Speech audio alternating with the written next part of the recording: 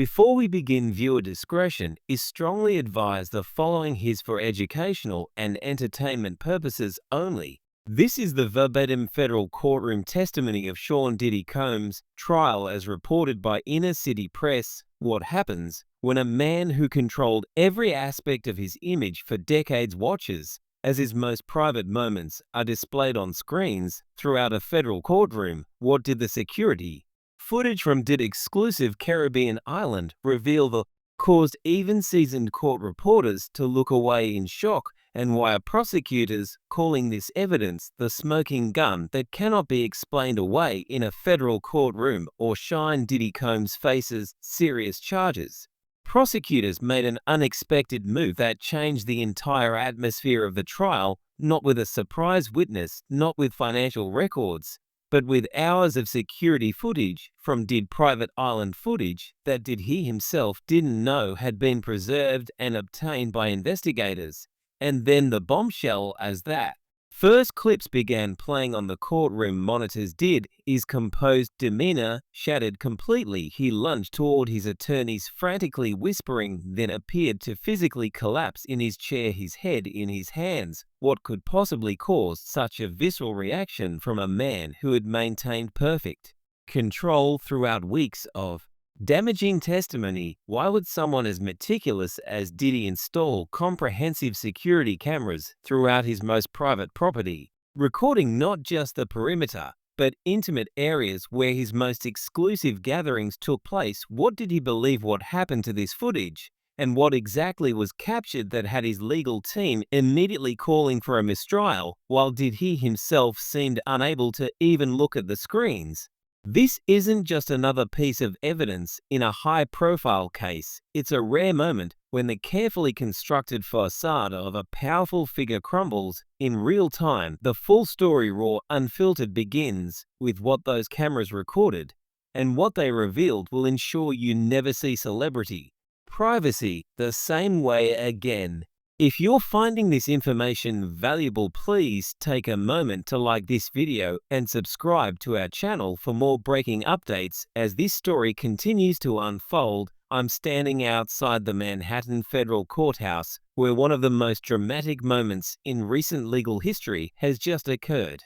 The atmosphere here remains charged with tension following what courtroom observers are describing as the moment everything changed in the trial of Sean Diddy Combs. What began as a seemingly routine day of evidence presentation transformed instantly when federal prosecutors announced they would be introducing security footage obtained from Diddy's private island in the Caribbean. The property known to insiders as a sanctuary has been something of an open secret in celebrity, said Corsa 70 Maker Retreat, where Diddy has hosted some of his most exclusive and private gatherings for years. The courtroom was already filled to capacity, with media representatives and legal observers positioned to document every moment of this high-profile case. But no one was prepared for what appeared on the screens when that prosecution began playing the footage. Nobody expected this level of detail surveillance. The room fell completely silent as the first clips began.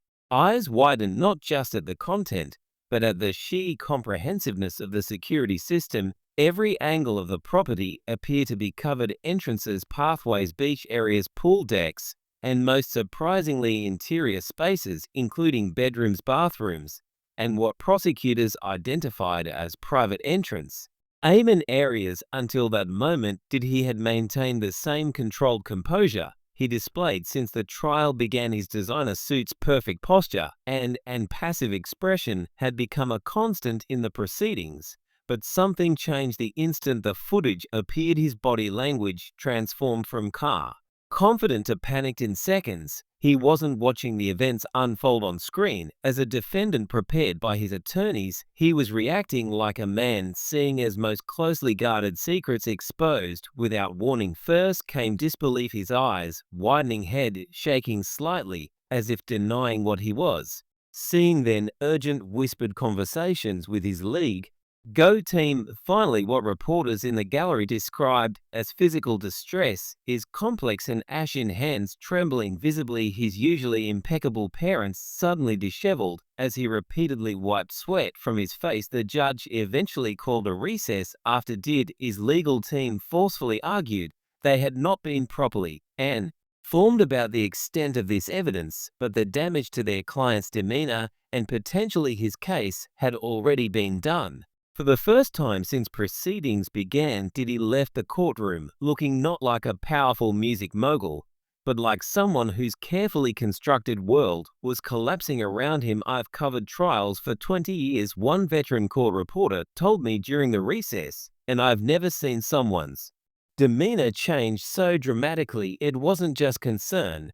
It was panic, complete panic." When proceedings resumed, the prosecutor made the significance of this evidence clear. "What you are about to see is not how Mr. Combs wanted to be perceived by the public. This is how he actually behaved when he believed no one who mattered would ever see the footage. It started like any other day of the trial." The room buzzed with low conversations. The press prepared their notes and lawyers organized their documents as they waited for the judge to enter. Diddy sat with his defense team reviewing papers and occasionally nodding as his attorneys leaned in with whispered advice. But when the prosecutor stood and announced, "Your Honor, the United States would like to introduce evidence item 347B, security footage obtained from the defendant's private property in the US Virgin Islands," the room changed. You could hear a pin drop. Diddy's head snapped up, his expression shifting from professional attention to unmistakable alarm.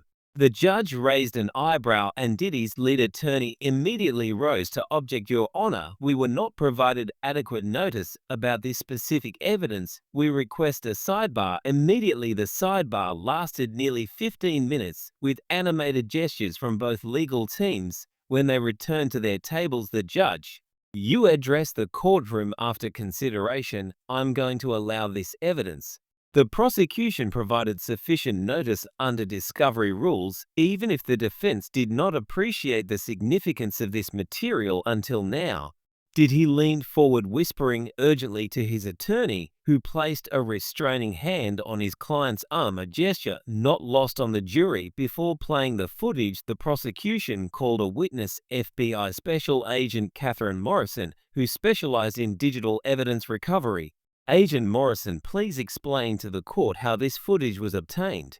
The prosecutor began. "After the oath was administered in March of this year, following execution of a search warrant on multiple properties owned by the defendant, our team discovered a sophisticated security system at his residence in the Virgin Islands." Morrison explained this system maintained cloud backups of all footage for a period of 3 years. She grabbed how the security setup had been installed by a private contractor specializing in ultra-high net worth clients. The system was designed with redundancies to prevent data loss, even when footage was deleted from the primary servers, which happened regularly. Backup copies remained in encrypted cloud storage that Mr. Combs apparently didn't know existed. According to Agent Morrison, the contractor had included this feature without explicitly informing Diddy, considering its standard practice for security systems of this caliber. In his statement to our team, the security contractor indicated that Mr. Combs was primarily concerned with being able to monitor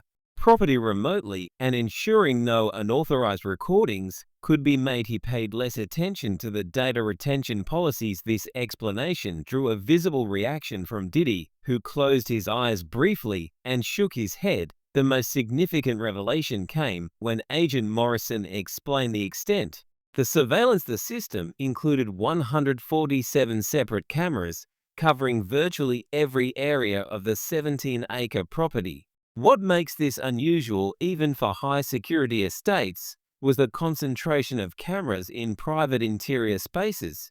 When asked to elaborate, Morrison's testimony became more specific. Most security systems focus on perimeter protection, entrances, grounds, approach points. This system certainly included those areas, but also featured multiple cameras and bedrooms, bathrooms, spy areas, and what was labeled in the system as the entered Payment Pavilion. The coverage in these interior spaces was comprehensive with overlapping angles that left essentially no blind spot.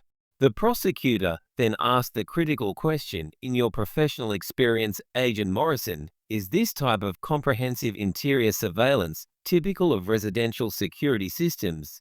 Even for high-profile individuals? No, she replied firmly, it's highly unusual in my 15 years investigating digital ever.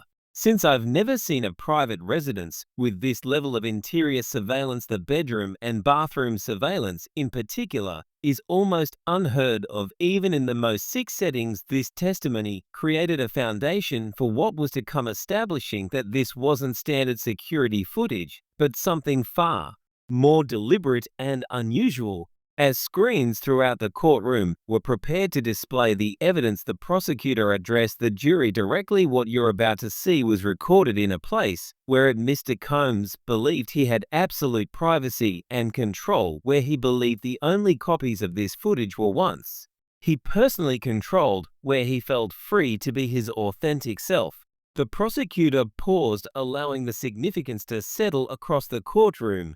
The events you will witness took place during what Mr. Combs called his exclusive gatherings invitation, only events held several times a year on his private island. The guests included celebrities, musicians, athletes, and others seeking to maintain or enhance their relationship with Mr. Combs. Pay particular attention to the power dynamics at play: who gives instructions, who receives them, and what happens to those who don't comply. Immediately as the lights dimmed slightly to improve screen visibility, Diddy's attorney made one final objection, which was overruled. The first footage began to play, time stamped from July 2021, showing an error.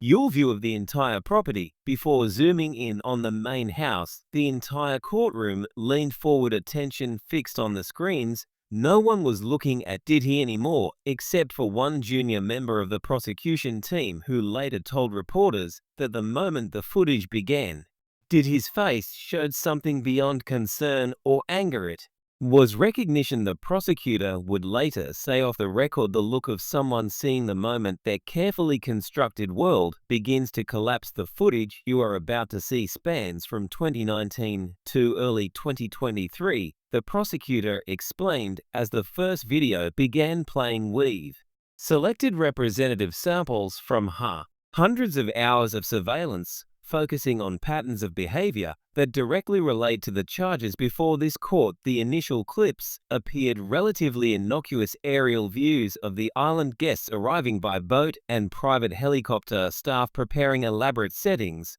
for what appeared to be exclusive parties. But even these establishing shots revealed something telling about Diddy's private domain. Note the security personnel stationed throughout the property. The prosecutor directed particularly their positioning, not just at entry points to prevent intrusion, but at exit points as well. This island wasn't just protected from people coming in, it was designed to control who could leave and when. As the footage continued, it began to focus on specific events, gatherings the prosecutors identified as private parties, held approximately every 3 months. The surveillance showed the arrival of guests, many with faces recognizable to anyone familiar with entertainment, sports, and business. Pay attention to what happens upon arrival. The prosecutor instructed. The footage showed each guest being escorted to a welcome area where they surrendered their phones and other electronic devices. Most complied readily, but one sequence showed a female guest hesitating. The surveillance captured her reluctance, followed by Diddy personally approaching her, speaking closely into her ear. Her body language transformed immediately from reluctance to compliance as she handed over her devices. What you just witnessed, the prosecutor explained, is the first layer of control. No means of outside communication, no ability to document what occurred on the island. But it was the next sequence that caused the first audible reactions in the courtroom. The footage shifted to interior spaces, specifically to common areas where guests mingled with. For the main events, the cameras captured conversations with crystal clarity, including one between Diddy and a man identified as his head of security. The bathrooms, already Diddy could be heard asking, "All set?" Like the last time the security chief confirmed, and the feeds all private only to my personal server. Yes, no one else has access. The prosecutor paused the footage. Mr. Combs believed he had exclusive access to all surveillance. He believed these conversations would never be heard by anyone but him. As the footage resumed, the events depicted became increasingly concerning. Guests were shown being directed to different areas of the compound, some clearly inebriated or disoriented. Several clips showed what prosecutors described as vetting conversations.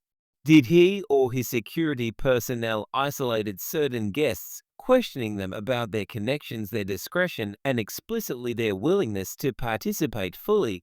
Watch what happens to guests who expressed reservations. The prosecutor noted the footage showed several instances where guests who appeared hesitant were taken to a separate building, identified, and property records as a meditation center. Inside, the cameras captured conversations that prosecutors characterized as coercive reassurance and extra of pressure, implied threats about career consequences, and offers of special opportunities. One exchange between Diddy and a young female artist was played in its entirety. How many people want to be where you are right now? Diddy could be heard saying, "This is how the real decisions get made in this industry. This is where I decide who's family and who's just another person trying to make it. I didn't realize it would be like this." The woman responded, her discomfort evident. Like what? This is just as being real with each other. No facades, no pretending. Did his tone remain calm, but carried an unmistakable edge? But if you're not comfortable being real with me, that's a problem for our future business together. That's a problem for the contract we just signed. The woman's expression changed as the implication became clear. No, I want to be here. I just needed a minute. Good, because people who leave early aren't invited back. And in this business, not being invited back means a lot more than missing a good party. Understand? She nodded, and Diddy's demeanor instantly warmed as he guided her back toward the main house. As this exchange played, courtroom reporters noted that several jurors glanced at Diddy, whose complex and had noticeably paled. His attorneys were frantically writing notes, occasionally trying to engage him, but he appeared fixated on the screens. His usual poise completely abandoned the footage, then shifted to what prosecutors identified as the main events of these gatherings. Here, the judge instructed that certain portions would be shown only to the jury, attorneys, and court officers, with public screens temporarily disabled due to the sensitive nature of the content.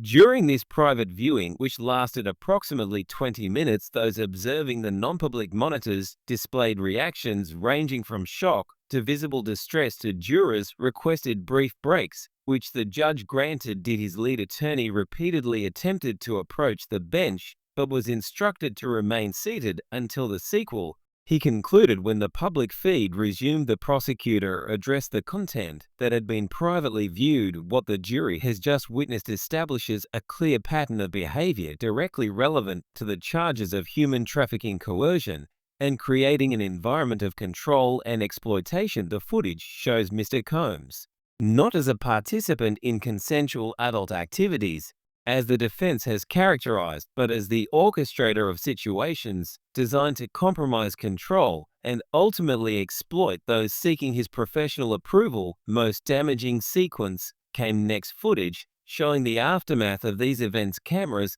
captured Diddy in what appeared to be a private office reviewing the very surveillance being shown in court. In the footage, he was seen with his security chief identifying specific guests and giving instructions. "This one," Diddy said, "make sure we have everything on her. The contract negotiations start next week. Already downloaded to your private server." The security chief confirmed, and him. Diddy indicated another guest. He got too comfortable, started asking questions about who else was there. Might be a problem. Keep the footage ready. Let's see if his attitude improves after our meeting tomorrow.